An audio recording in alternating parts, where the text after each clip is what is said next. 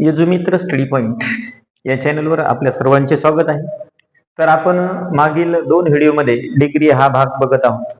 तर आपण पहिल्या व्हिडिओमध्ये डिग्री मध्ये या सीडी कॉम्पॅरेटिव्ह डिग्रीचे पॉझिटिव्ह डिग्रीमध्ये आणि पॉझिटिव्ह डिग्रीचे कॉम्पॅरेटिव्ह डिग्रीमध्ये कसे रूपांतर करायचे हे आपण बघितले आहे.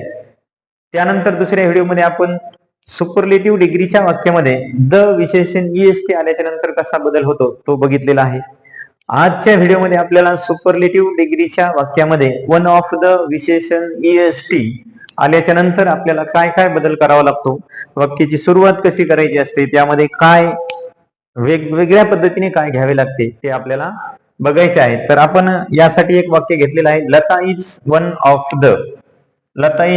One of the cleverest girls in the class. तर सर्वप्रथम आपण एक लक्षात घ्यायचं की जर आपल्याला वाक्यामध्ये वन ऑफ द असेल तर इथं अनेक वचन दिलेले असते. तर आपण सुरुवातीला सीडी मध्ये रूपांतर करून पाहूयाची. तर सीडी मध्ये रूपांतर करत असताना सुरुवात तशीच, Lata is one of the काढून टाका. त्यानंतर क्लेवरेस्ट आहे तर क्लेव्हरर करा, क्लेव्हरर. त्यानंतर आपल्या ठरल्याप्रमाणे द्यान. फक्त आपण मागील भागामध्ये एनी ऑदर घेतलं होतं, तर आता मेनी ऑदर असं घ्यावे, मेनी ऑदर. व उर्वरित भाग जशाच तसा लिहून काढावा. Girls in the class. तर आपलं सीडीचं उत्तर झालेलं आहे, Lata is cleverer than many other girls in the class, असं आपलं सीडीचं उत्तर झालं.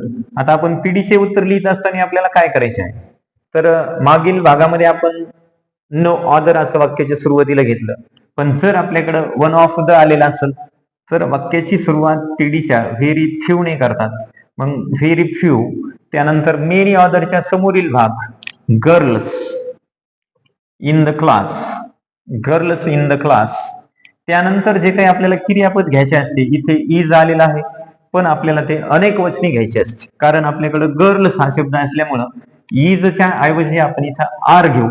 मग very few girls in the class are as cleverer, पहिलं clever, as clever as Lata.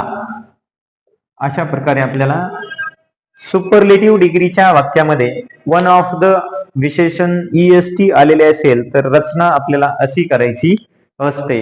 एक उदाहरण आपण अजून पाहू आणि त्यावरून दोन्ही उदाहरणावरून तुमच्या लक्षात येईल की कशा प्रकारे वन ऑफ द आल्याच्या नंतर आपली रचना बनते. तर एक दुसऱ्या नंबरचं आपण एक वाक्य घेऊ की डॉक्टर बाबासाहेब आंबेडकर,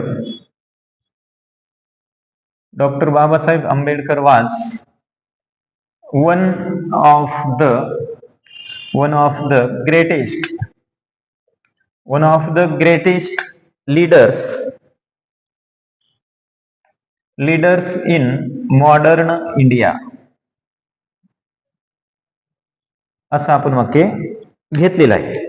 तर आता या वाक्यामध्ये आपल्याला वन ऑफ द आलेला आहे आणि ईएसटी आलेलंच आहे, म्हणजे हे वाक्य आपलं एसडी मध्ये असेल. आता आपल्याला सीडी मध्ये रूपांतर करत असताना काय बदल करायचा, तर सुरुवातीला आपण जशाच तशीच घेऊ, डॉक्टर बाबासाहेब आंबेडकर वाज, इथपर्यंत आपलं सरळ वाक्य लिहायचं. त्यानंतर आपल्याला वन ऑफ द काढून टाकायचं. ग्रेटेस्ट ऐवजी आपल्याला काय घ्यायचे, ग्रेटर. मग आपल्याला सीडी मध्ये ठरल्याप्रमाणे आपल्याला द्यान, त्यानंतर मेनी आणि त्यानंतर ऑदर, मेनी ऑदर. व उर्वरित भाग आता जशाच तसा, लीडर्स इन मॉडर्न इंडिया. हे झालं आपलं सीडी मध्ये रूपांतर. मग आता सीडी मध्ये रूपांतर करत असताना आपण विशेषणाला ER लावलं, त्यानंतर द्यान मेनी ऑदर घेतला, फक्त एवढाच आपला बदल आहे. तर आपल्याला पीडी मध्ये रूपांतर करत असताना थोडेसे आपल्याला जास्त बदल करायचे असतात. त्यामध्ये सुरुवातीलाच बदल काय होतो आपला, व्हेरी फ्यू. व्हेरी फ्यूच काय घ्यावे, तर वाक्यामध्ये वन ऑफ द असेल तर व्हेरी फ्यू घ्यावे, द विशेषण असेल तर तुम्हाला नो ऑदर घ्यायचे आहे. मग व्हेरी फ्यू, त्यानंतर मेनी ऑदरच्या समोरील भाग leaders in modern India. Very few leaders in modern India. त्यानंतर क्रियापद आपल्याला अनेक वचनी घ्यायचे असते. आपल्याकडे वाज आलेला आहे, तर वाजच्या ऐवजी आपण आता वेअर ॲज ग्रेटेस्ट म्हणजेच great, as great as great as उरलेला जे काही भाग असेल तो आता आपल्याला घ्यायचा आहे. कोणता उरलेला आहे? डॉक्टर बाबासाहेब आंबेडकर. अशी आपल्याला वन ऑफ द विशेषण ईएसटी आल्याच्या नंतर आपल्याला रचना करायची असते.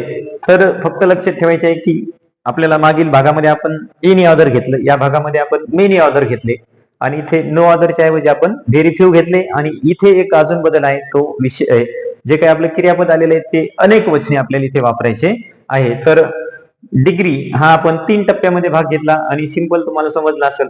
तर आपल्याला या भागामध्ये सिंपल 2च वाक्य सांगितलेले आहेत, पण त्यामध्ये कसा बदल होतो तो पूर्णपणे दाखवलेला आहे. तर आज इथेच थांबू. धन्यवाद.